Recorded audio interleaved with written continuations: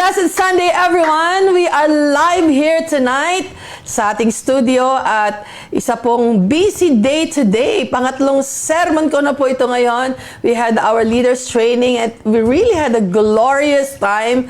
It was a great time with the leaders kanina. Parami ng parami ating mga nagsisilbi dito, ng mga volunteers, lay pastors, lay leaders natin, and we are so blessed. They are God's gift to us. Kaya sa lahat sa inyo ng mga nanonood, ilagay niyo po dyan sa comment section na nakinig ako kanina ng leaders training.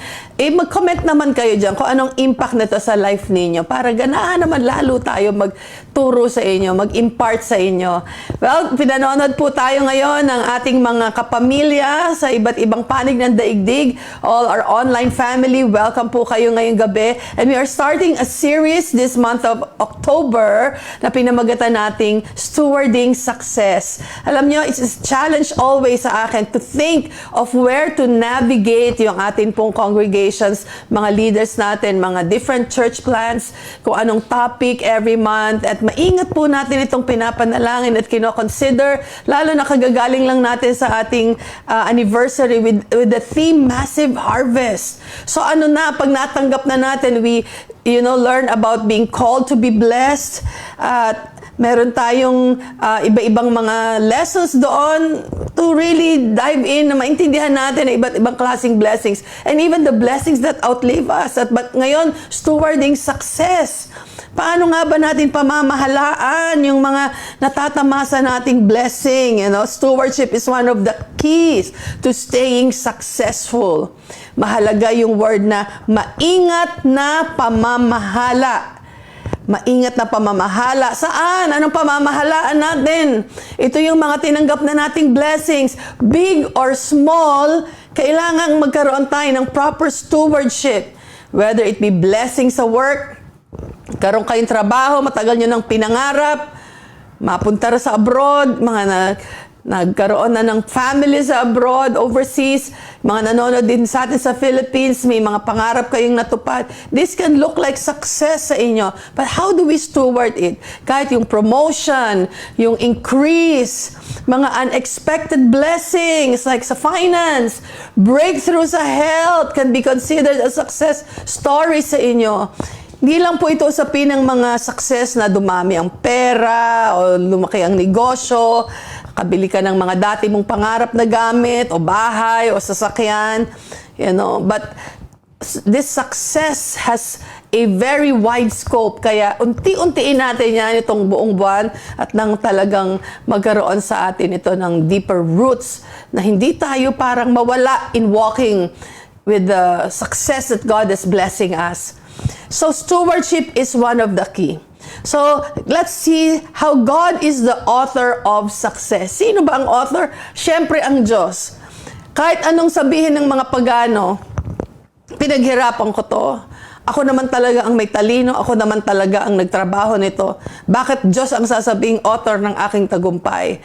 Well, tingnan natin sa Deuteronomy chapter 8 verse 18. Sabi dyan, remember the Lord your God, for it is He who gives you the ability to produce wealth.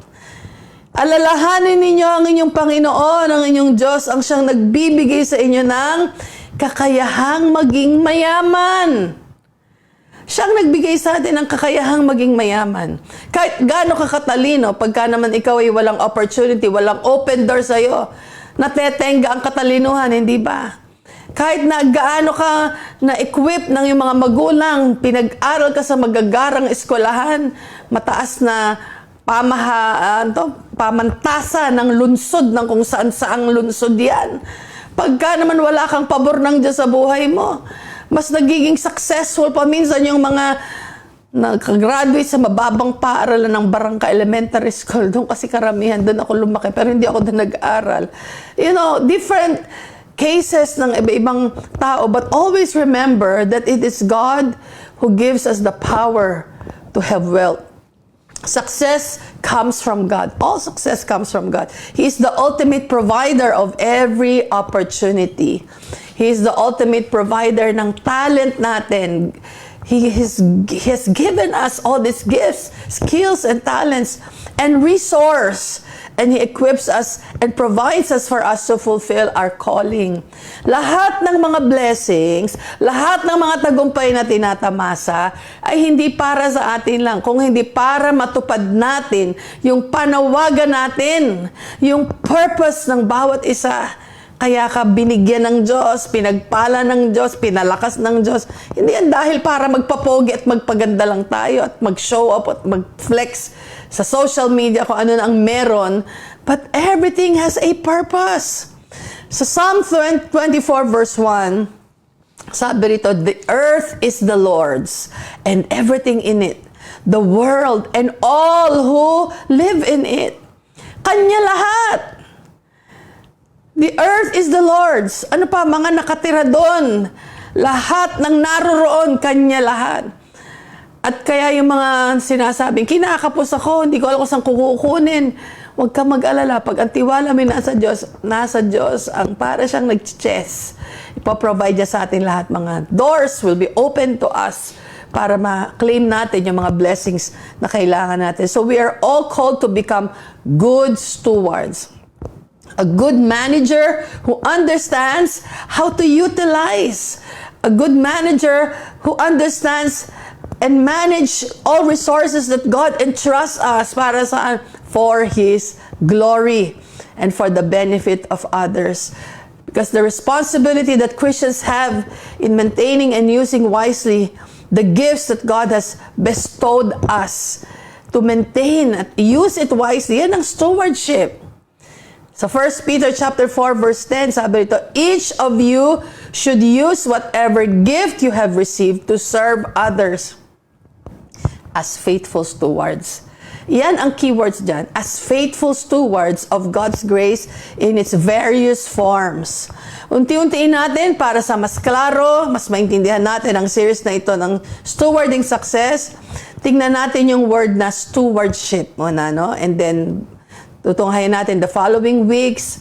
Ang gaganda ng mga topic na ito. At paano natin i-handle to maintain the success in times of adversity, yung mga setbacks sa buhay natin. But this time, let's see kung ano yung mga attitude ng unfaithful steward. I-parallel sermon ngayon ito. First time kong gagawin yung parallel sermon, meaning, what is a faithful servant and an unfaithful servant?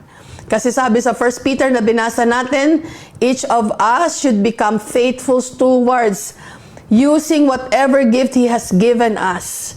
So ano ang itsura muna ng unfaithful steward?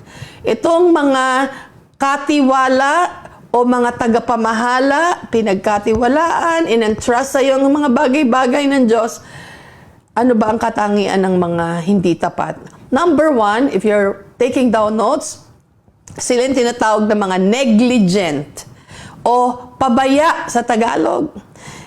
Negligent people fails to take care of responsibilities or resources entrusted to them. Napabayaan.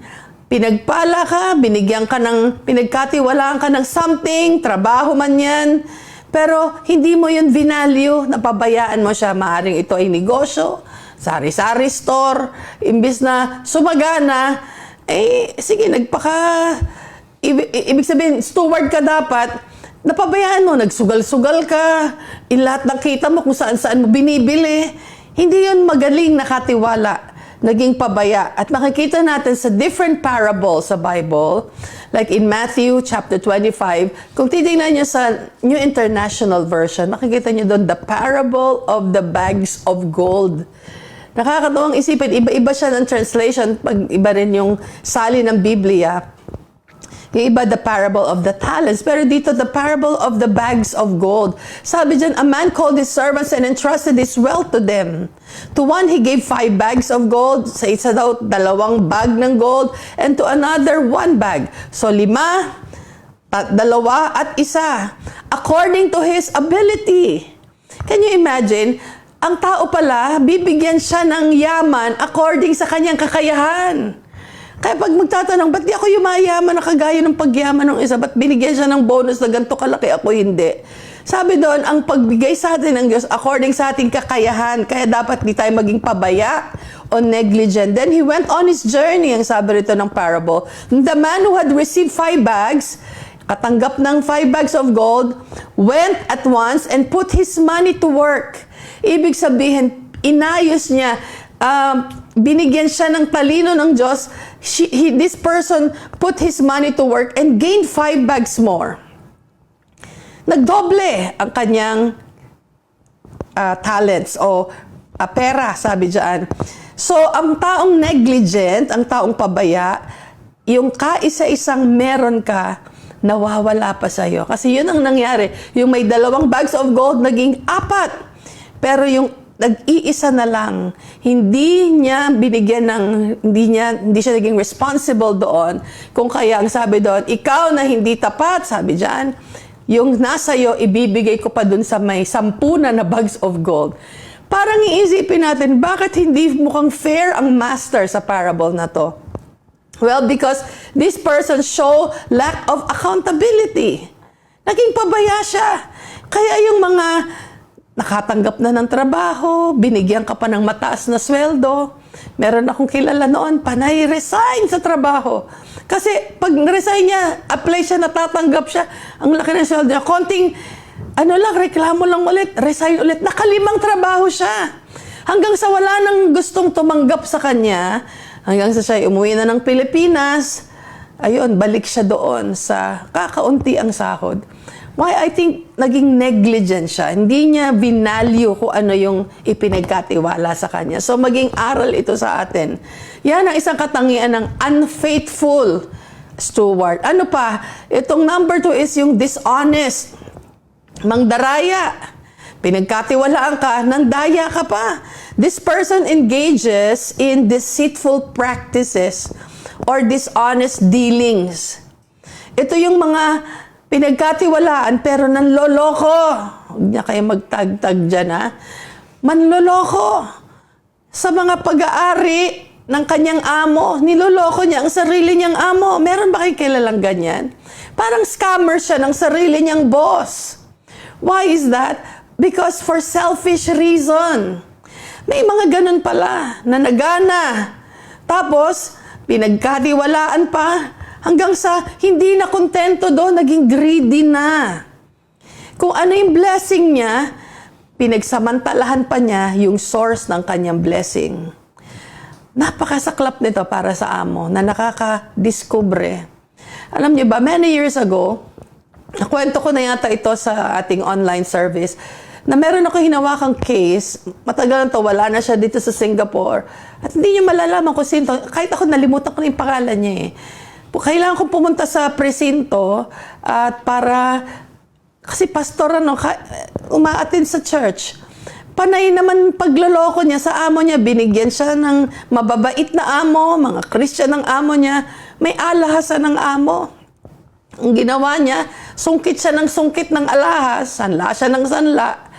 Magkakamali niya, lalo niyang tinago ang mga resibo. Nahuli ngayon. Ang kapal ng resibo. Kasi hindi nararamdaman ng amo na sa dami ng mga alahas doon sa kanyang tindahan, naka $14,000 siya.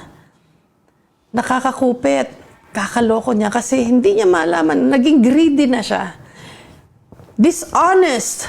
Hindi siya naging faithful steward ng kasi hinahatid natin niya, okay, dala mo to doon sa tindahan. Pag alis siya sa tindahan, hala, sumungkit ng isang bracelet. Sasabihin niya sa kanyang kaibigan, pakisadla mo ito. Nalaman ko lang later on na dahil kailangan ko ng diskubrehin. Sabi ng amo, nakakuha siya ng worth $14,000. Kung siya'y naging tapat lamang, napakababait ng among yan. Mapasalamat at hindi siya pinakulong, pinauwi na lamang siya.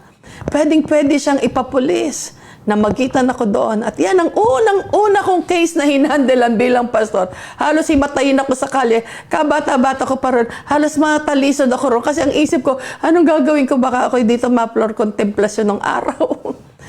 You know, different people have different backgrounds.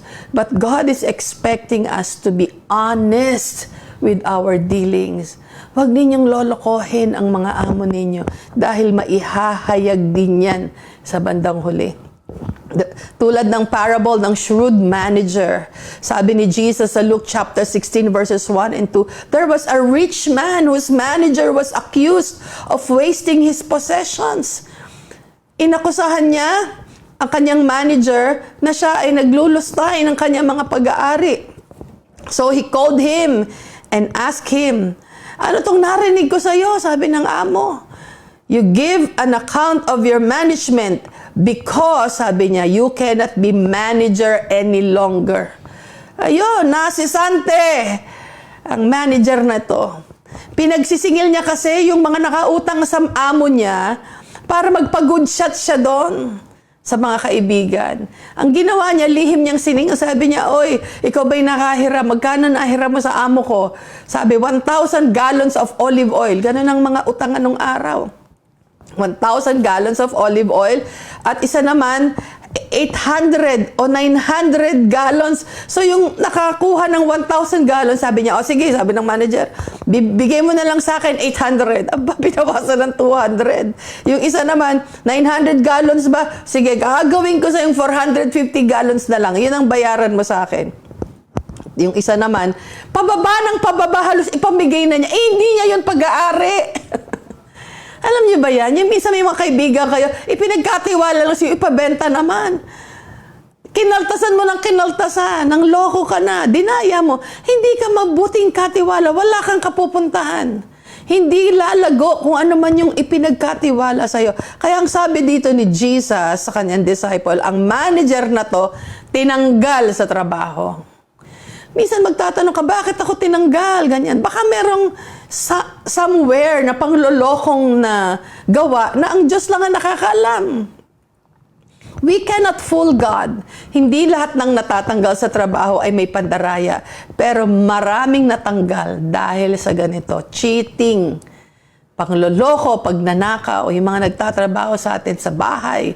Please, wag niyong pagnanakawan ang inyong mga amo. Kahit napakaliit na, parang sabihin, hindi naman ito mararamdaman, mayaman sila. Don't touch it because the Lord watch. Nakatingin ang Diyos na kamasid sa atin. Pag-igihin ang trabaho ng hindi nanloloko sa amo. Amen. Dishonest, yung isa, negligent, isa pang characteristics ng unfaithful steward ay maaksaya o wasting resources. Maaksaya ko mo, hindi kanya. Hayaan mo na, hindi naman atin to. Shampoo, panglinis, ibinuhos, ay natapon. Walang pakialam. Maaksaya. Makikita natin sa parable ng prodigal son. Sa Luke chapter 15.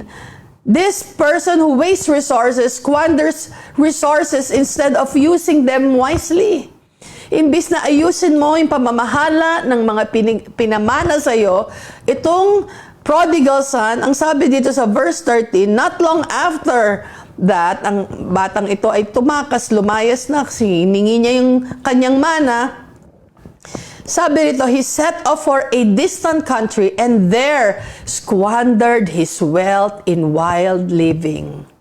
Squandering, wasting away yung kanyang mga minana.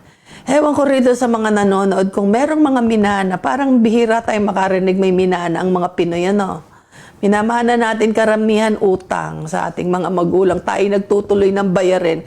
Pero kung kayo nanonood, may minana ka. Hindi mo pinaghirapan. Don't squander it away in your wealth and have this wild living. Maaring natag kayo ngayong gabi at sige, lustay, inom dito, inom doon, pare, halika, libre dito, libre doon. You are not a good steward. At one day, magugulat ka, magigising ka, wala nang lahat. Wasting resources. Ano pa ang sangkatangian? Unfaithfulness. Ito yung mapagsamantala naman. Betrays the trust placed in them and is untrustworthy. Hindi mapagkakatiwalaang steward. Mapagsamantala. Sabi rito sa Matthew 24, verses 48 to 51, suppose that servant is wicked, sabi dyan, and says to himself, ay, aalis si amo, aalis si babae, aalis si lalaki, mag-a-abroad, staying away for a long time. Sinamantala niya yung pagkakataon na wala si sir, wala si ma'am. Ang sabi niya doon, he begins to beat his fellow servants. Abay, pinagbubugbog yung kanyang mga kasamahan. Sabi niya, wala naman si sir, ako nang bahala rito. Ito yung panahon sa Biblia. Pero pwede natin niyang i-adapt sa mga panahon natin ngayon. Nag-work trip si sir, nag-work trip si ma'am. O kaya naman, iiwan ka sa bahay, ikaw lang mag-isa, alagaan mo yung pusa, alagaan mo yung aso. Ikaw naman, ikaw ng aso ka, pasaway ka, pahirap ka sa buhay ko, ganyan. Ginuto mo yung aso, kasi hindi nagsasalita yung aso. Hindi nagsasalita yung pusa. Lahat in-enjoy mo dun sa bahay. You can be considered as an unfaithful steward. Kaya napakaganda nung walang nakatingin sa'yo, nagiging tapat ka sa iyong tungkulin. Nakikita ka man ni ma'am, may camera man sa bahay ninyo o wala, alam na ikaw ay matapat na lingkod. Yan ang sasabihin ni Lord na 2 thumbs up sa iyo na naging tapat sa paglilingkod. Now, we don't want to be this kind of people, this kind of steward, dishonest, negligent, wasting resources, unfaithful steward. Kasi walang basbas ang Diyos doon. Hindi ka lalago, hindi aasenso kung ano man ang pinagkatiwala sa iyo. Let's see ano ang characteristic ng faithful steward. Hindi siya negligent, pero ito yung word na diligent. Ano yung salitang diligent? Works hard and it takes responsibility seriously. Masipag, responsable. You are taking your role, yung mga responsibility mo, with seriousness. Kasi alam mo, you're doing it as unto the Lord. You are diligent. Sabi sa Proverbs 22 verse 29, do you see any truly competent workers? They will serve kings rather than working for ordinary people. Sa Tagalog, ang ganda ng salin. Sabi rito, alam ba ninyo kung sino ang pinaglilingkuran ng mga mahuhusay magtrabaho? Sila'y maglilingkod sa mga hari, hindi sa mga alipin. Other translation it says, the diligent people stand even before great men. Umaharap sila sa mga hari, sa mga matataas na antas ng tao sa lipunan dahil sa kanilang pagiging masipag at responsable. Minsan nagiging chef sila ng presidente. Minsan sila yung pinagkatiwalaan ng mga reyna, hari para sa kanilang mga anak.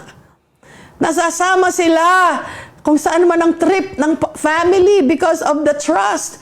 Why? Because of the diligence that they have displayed sa kanilang trabaho.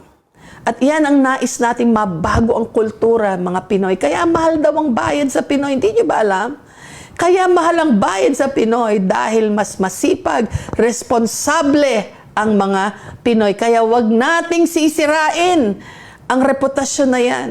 Dahil hinahanap tayo saan mang panig ng daigdig. Kaya napakaraming Pinoy, overseas Filipino workers all over the world, diligent people, responsible people, hardworking people.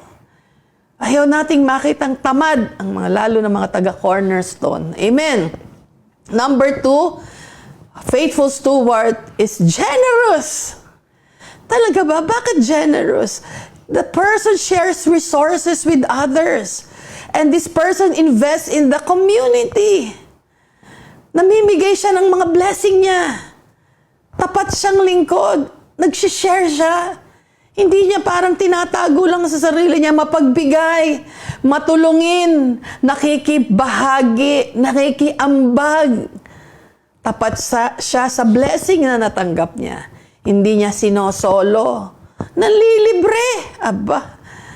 Sabi sa 2 Corinthians, ang kanyang pagbibigay ay may kagalakan.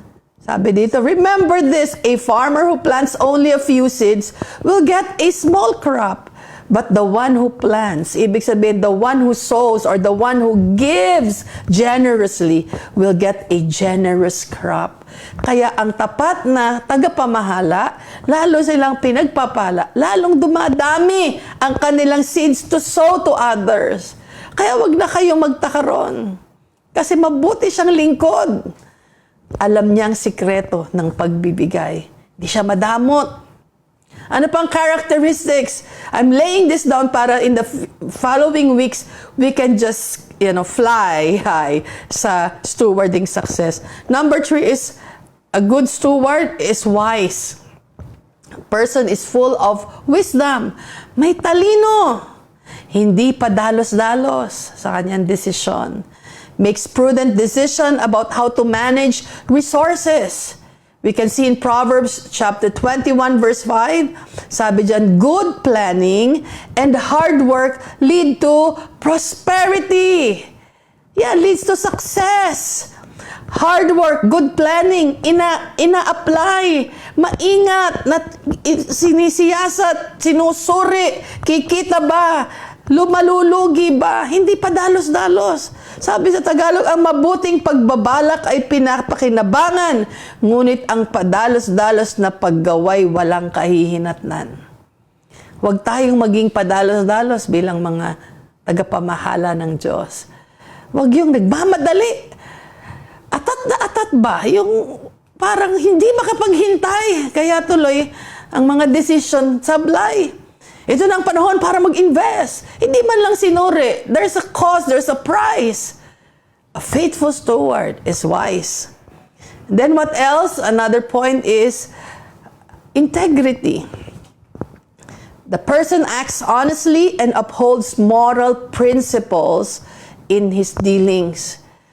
Proverbs chapter 10 verse 9, people with integrity walk safely, but those who follow crooked paths will be exposed.